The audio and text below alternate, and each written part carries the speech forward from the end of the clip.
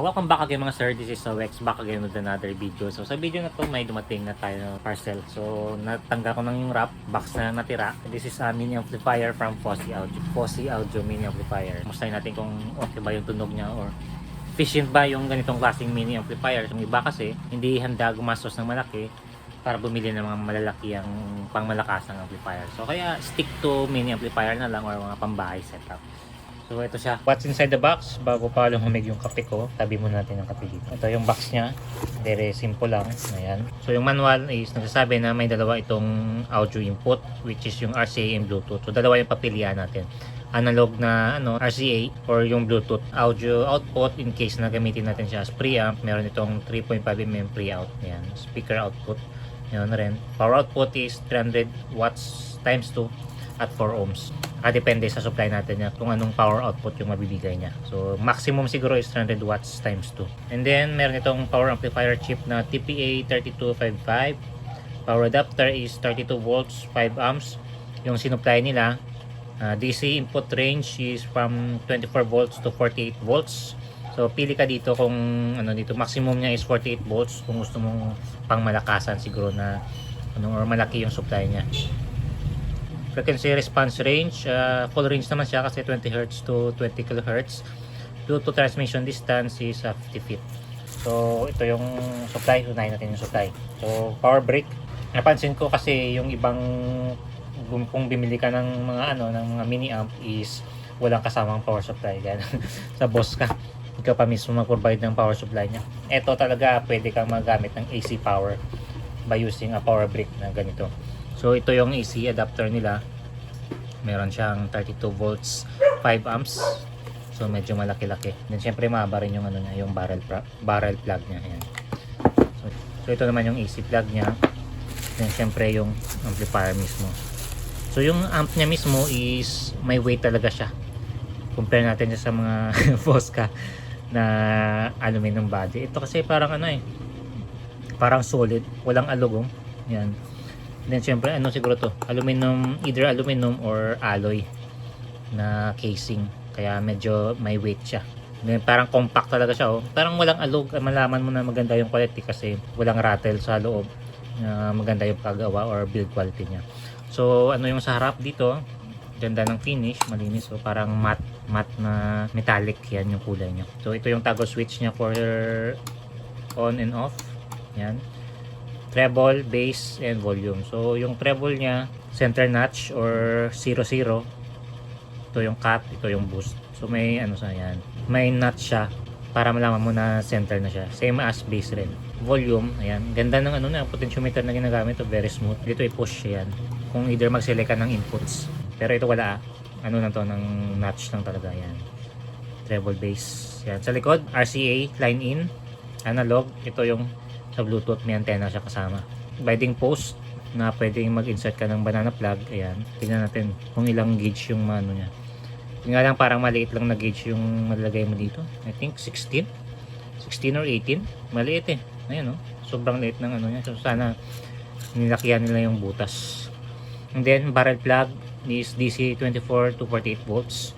Ito yung pre-out or kung gamitin mo sa ang ng pre-amplifier. May pre-out na siya. Ganda. Linis pa tignan yan. So bago natin to i-gut check, unbox muna unbox. Natin i-sound check muna natin para malaman natin yung kung makakaya niya yung yung dalawang D12 ni Joson.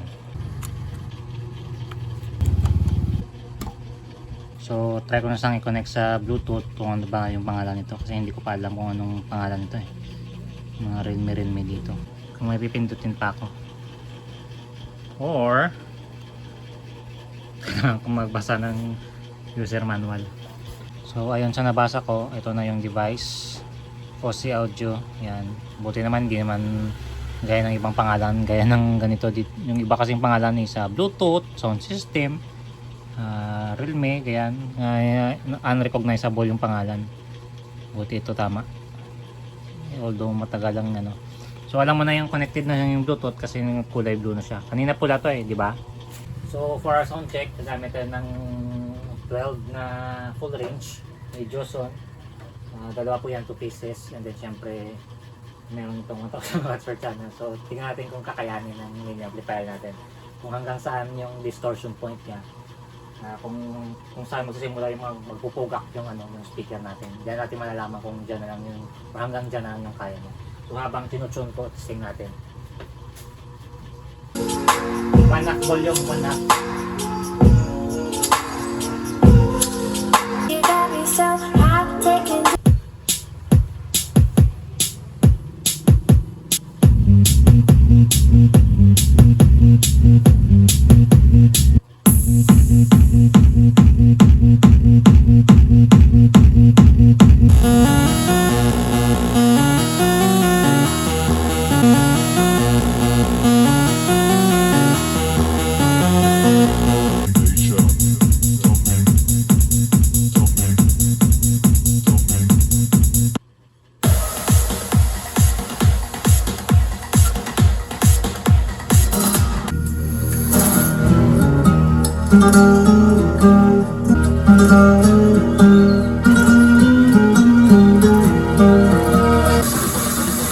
Get it when I get back. Click, clack, blast.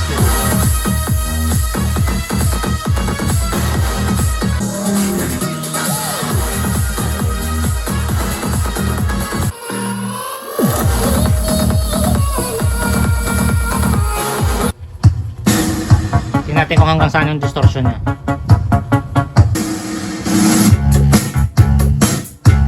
So dito lang. Naramdaman natin may konting vibration na sa drivers natin dito. Especially yung mid-range. Mga siguro mga sabihin natin mga 4 o'clock. Yan. May distortion na siya.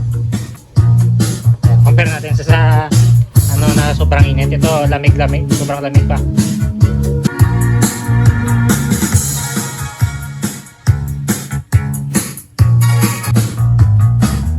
Did you ever hear about the girl feature? Miraculous Mandarin, the man from the east.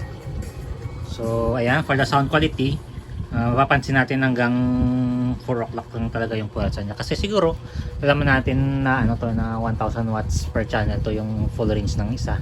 Kaya medyo mabigat sa kanya. Pero hindi naman siya bumibigay agad. Malalaman na lang natin na hindi niya kaya. Kasi parang nagsusuka na yung natin yung mid-range natin.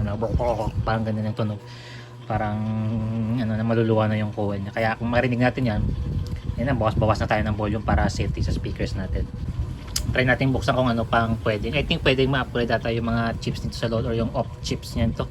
O yung mga chips dito sa loob. So buksan natin, patayin muna natin para safety. Pack. So wala nang instruction. Unang bala kung paano bukas. Tanggalin muna natin to yung Bluetooth antenna niya. Complete add set kasi dating bikers tayo. Kaya kompleto yung gamit natin dito. Medyo maliit na nga lang yung kailangan natin. Wala naman siyang sealed or seal na hindi pwedeng buksan. Ito pa siguro, ito pa pala, kalimutan ko sa RCA pala. Then siguro tulak siguro, tanggal yung tulak. Yan, tanggal yung tulak pala.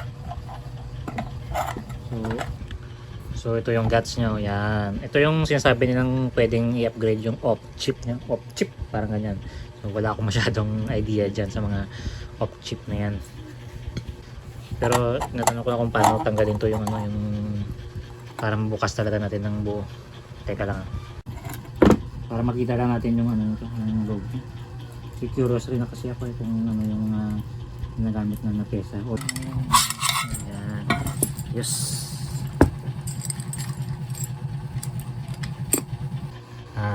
Heatsink niya. Ayan.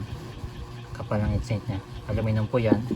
Siyempre ito na yung board niya mismo o yung laman ng Fosi ano nga ba ito? Kalimutan ko na.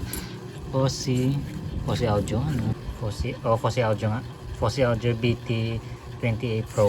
So may hindi Pro na version to Ganyan sa iPhone. Pro Max. Ito Pro version na. So ito yung chip niya. Ayan. Kita na. 3255. So may mga konting thermal grease pa siya. So ito yung operational amp or op amp na replaceable or upgradable. Ayan yung stock niya is 29AL8LM NE55 to 32P. Yan.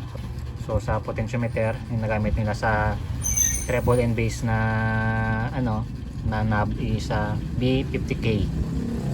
Sa volume knob naman is A50K, pero may push button pa ito.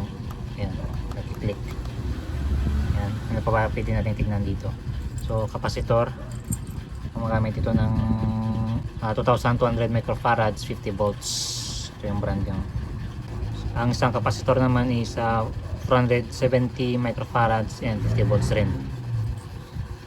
So, hindi ko alam kung ano yung part na to, ha. Yung parang ano, sa likod naman tayo na part. Ito yung signal relay niya is G6K2PY, ang signal relay niya. Sa ito power relay is China rin ata. Ayan. Ng ayan, HRS 5FTHS DC 24 volts. Yan. Yan yung ginagamit niya. 15 amps. So, ayan naman sir, ha. Magbibigay ako ng link sa baba sa may I think may promo code ata to, and kung saan kayo pwede makabili nito sa ano. Thank you mga sir sa panonood, and see you in the next video. Hapon na to.